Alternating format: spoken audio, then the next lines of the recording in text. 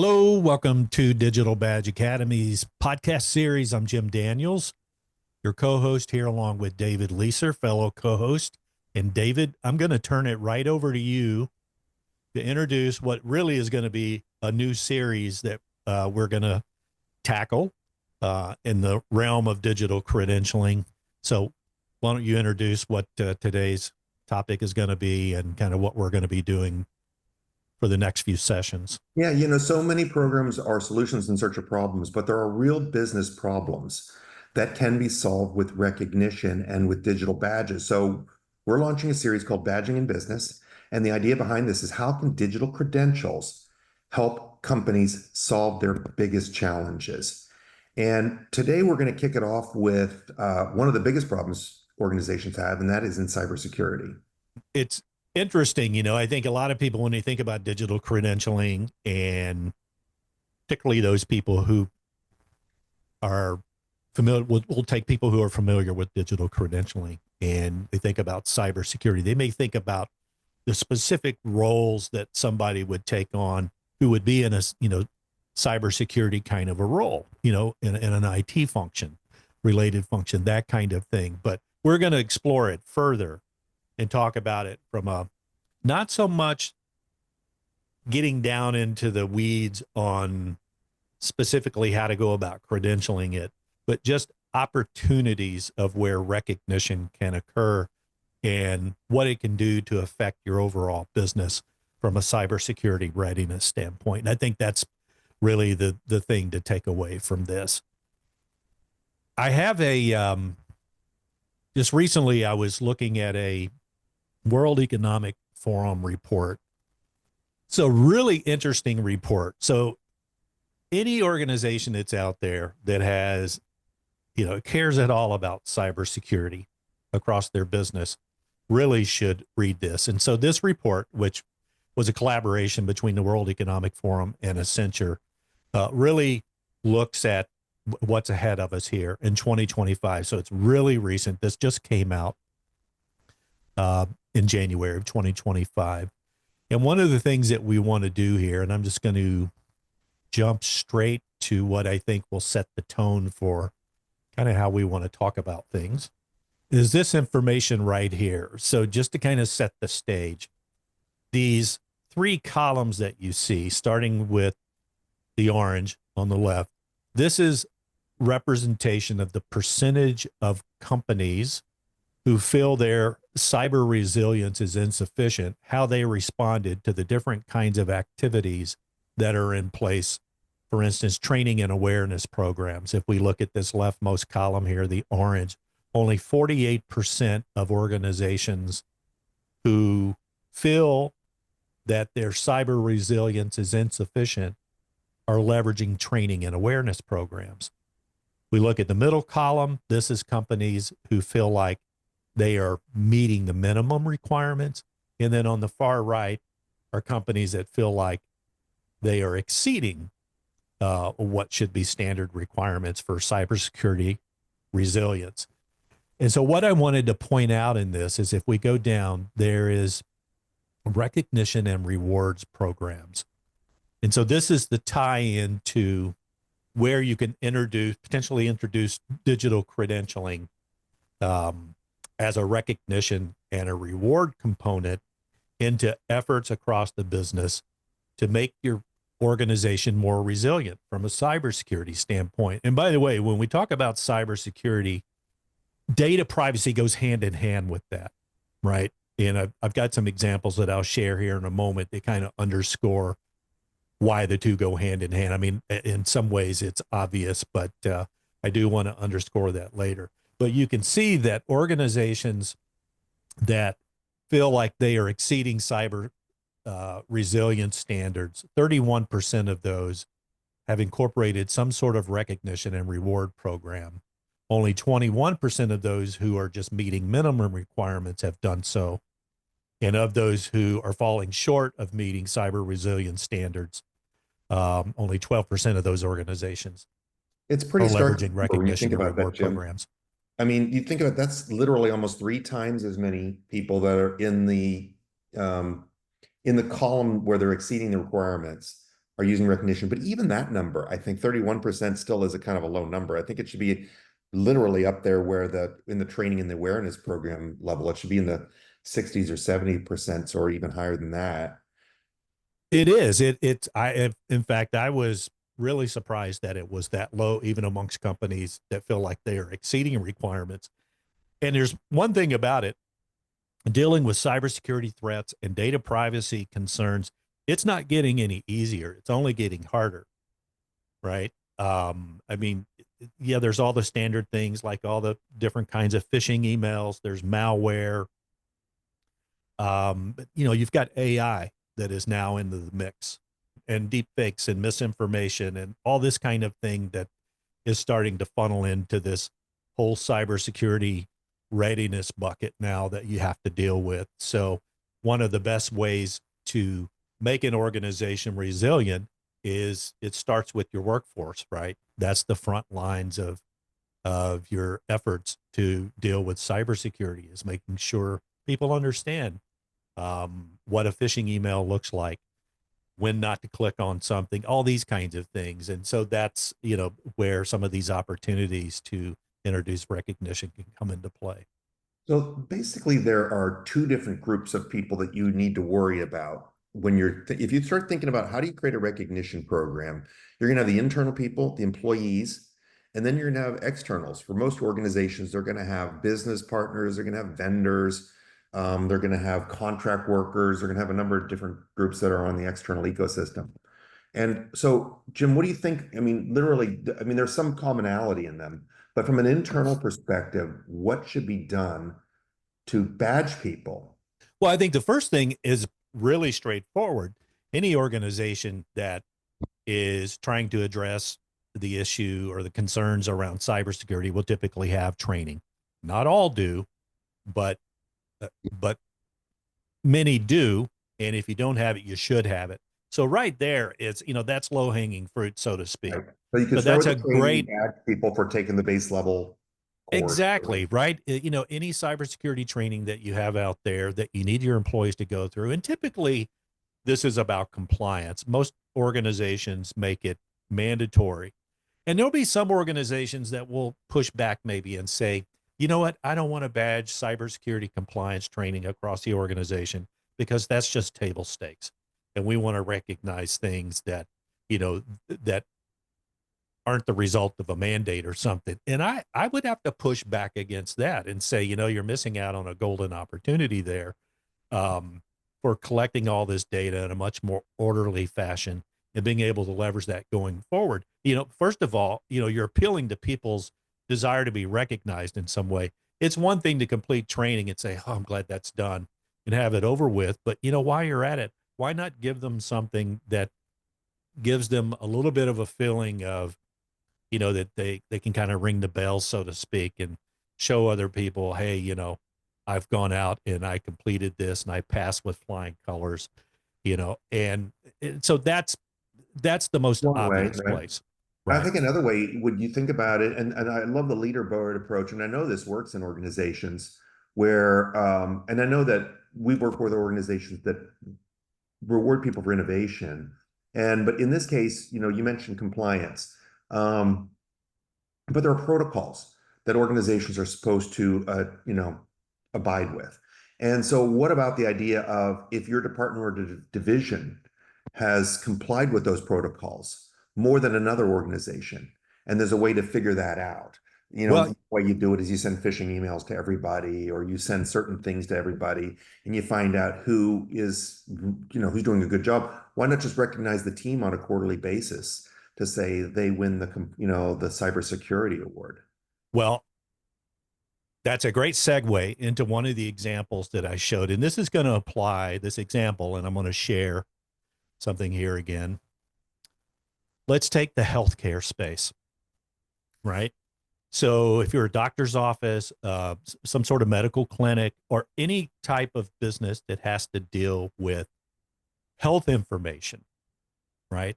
Obviously, cybersecurity and data privacy are huge. And direct trust, which is what I'm showing right here, is an organization that will accredit businesses based on a whole range of criteria as to whether or not you're meeting a set of really high standards for cybersecurity readiness, data privacy, all these kinds of things that are so critical in the healthcare space. They will even come in on site in certain situations to make the evaluation. Well, if you as a business want to attain this accreditation, one of the things you're going to have to do is make sure that your entire employee ecosystem is fully up to speed on cybersecurity awareness and readiness, right? As well as data privacy issues and concerns and things of that nature. And there's the whole AI piece. If you got people out there using generative AI tools, making sure they're not plugging in information that shouldn't be, plugged into those kinds of tools. So if you're credentialing all these things, cybersecurity awareness and readiness type of training activities, then that becomes a phenomenal tool that someone like Direct Trust can come in and take advantage of to, help evaluate your organization's readiness and ultimately the decision as to whether or not you can be accredited for your level of readiness. So that's, and this is, you know, really, really, really hot topic in the healthcare industry just because of the sensitivity of data and that sort of thing. But that's, it's perfect that you brought that up because this is a great example of where badging could really, or digital credentialing can go a long way toward helping position your organization to achieve accreditation from, in this case, in a healthcare setting, from an accreditation organization like Direct Trust. Think about the implications to your external ecosystem then too. I mean, when you have business partners and you have vendors, and what it does, I think it will help them feel more valued too. If they're earning some sort of recognition or reward, a credential that they could put on their, I don't know, they could put it on their website or they could put something else that they're a trusted partner or that they have, beaten other people in the cybersecurity space with Yeah. how they're handling your data. And Well, I mean, it I gets think, down to the whole point. And so this is a great example for the whole idea of data privacy. Again, if you are working with third parties, business partners, in that you might have to exchange personal information between yourself as an organization and a third party. Happens all the time, right? And if you're doing that kind of thing, wouldn't it be nice if these third parties were being vetted in a way and ultimately, you know, uh, singled out and sort of certified, for lack of a better word, that they are prepared to meet the highest standards in terms of how they protect that data, from either cybersecurity threats, breaches, all those kinds of things. So again, there's an opportunity to issue credentials to other organizations, yeah. which helps them because you're essentially, giving them the stamp, sort of an endorsement that they're, any data that you're ingesting as a company, as a business that gets handed off to a third party data processor is being handled the highest standards of data security and privacy. And then, of course, that helps that organization. It helps you as well. And of course, in that situation, it's a little bit different. You would be issuing a credential to a business, but still, I mean, the outcome at a broader level in terms of just elevating your business in terms of visibility about how well prepared you are, it just instills confidence in your customer base, right? To see those kinds And of things. even though there are certain sort of, cybersecurity protocols, and there a lot of them are standard across the board, but every organization is unique. And, even though a standard set of protocols may be put in place, there could be opportunities for employees to innovate and come up with ideas like they do with products, or they do with services, or they do with marketing or messaging or whatever else they are. Maybe this can be added to the list that a manager has to, some sort of discretion to say, hey, you know what, this person deserves some sort of Bravo award for identifying a risk that maybe we didn't even know about. Well, yeah, yeah. I think of it in terms of create a sort of an ambassadorship program across your organization to, to recognize and call out and reward people for their actions, right? It's one thing to say, I've gone through the training and I passed with flying colors. Now there's the process or the action of taking that information and putting it to use. And if you have employees that catch on to things, maybe it's a real phishing email that comes in. One of the policies of a business, this is real common, is to report any phishing emails that you see. If you're tracking that sort of thing, then you have the opportunity for people that identified a phishing email and reported it. That's the kind of behavior you really want to encourage, right? And so those individuals, you could call them out in a different way. And maybe it's tied to some sort of gamification element where you can earn points by identifying cybersecurity threats or data privacy violations and things like that and reporting them the way you're supposed to. And after you reach a certain threshold, you can be recognized as someone who's, exercising a lot of due diligence, and that earns you a, you know, um, cybersecurity and data privacy ambassador recognition, which could be in the form of a digital credential. It's just, another way to, create a culture within your organization to get people to really not just go through the act of the training, but take it serious and put that training into action and have another way of being recognized downstream potentially. I'll give you one other example. There are a number of different solutions in the area of cybersecurity awareness training that are focused, that can be deployed within an organization and are designed to tackle the challenge of cybersecurity at the front lines, and that's with the employees. There's a company called Know Before, and they're based out of Clearwater, Florida, and they have this just phenomenal solution. It's pretty widely used. They're a global company, and they leverage an approach for educating employees in the area of cybersecurity through, like, an example would be sending out, this solution can send out phishing emails, to kind of test employees' awareness, right? Did they really pay attention when they were going through cybersecurity training? And if an employee clicks on a link in one of these fake phishing emails, it then takes them to a landing page. It's maybe 30 seconds to a minute long. And it just basically, something like, oops, you shouldn't have clicked on that, you need to exercise more due diligence, et cetera, et cetera. And all this kind of thing is tracked. But it's a way of sort of continuously pushing things out toward the employee ecosystem, getting them to react one way or another, and then taking advantage of that to turn it into a learning opportunity. And so that's collecting all kinds of data that in turn could be utilized to incorporate credentialing and further reinforce that kind of culture. And again, help strengthen the company's cybersecurity readiness. I think a lot of people just think of this as like a cybersecurity analyst working on cyber attacks, hitting their servers or their websites, or you having software on your computer that keeps you from getting a virus. But really, it's a lot bigger than that. And this is where digital badges can come in. So, Oh, that's a really, really good point. I think you're 100% right. Most people do see it as a responsibility of some specific function within the business. That's just not reality. And businesses need to understand that it's as much the responsibility of an individual sitting over in the finance accounting department as it is the person who's over in the IT department that's certified in some, cybersecurity threat detection, right?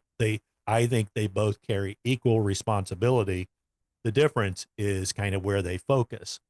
But so it's a really good point to end on. And again, there's all kind of opportunity to build that culture within your organization to get people to really think about and care about cybersecurity threats, about data privacy, and making sure they're taking the right actions and that their behavior is proactive in terms of fighting against those kinds of concerns. so one more place you can add badges to your list.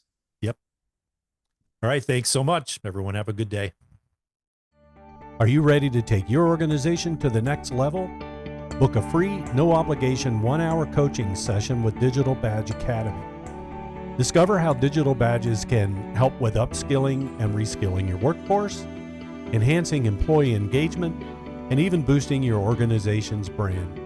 Use the link shown here to book your free session today.